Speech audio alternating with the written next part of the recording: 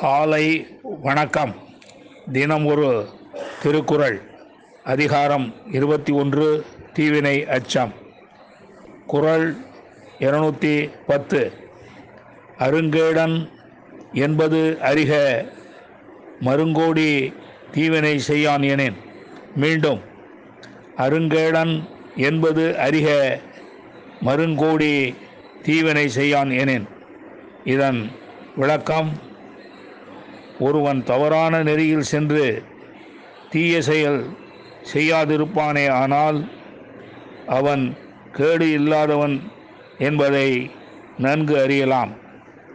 மீண்டும், ஒருவன் தவறான நெறியில் சென்று தீய செயல்கள் செய்யாதிருப்பானே ஆனால் அவன் கேடு இல்லாதவன் என்பதை நாம் நன்கு ஐயமின்றி அறியலாம்.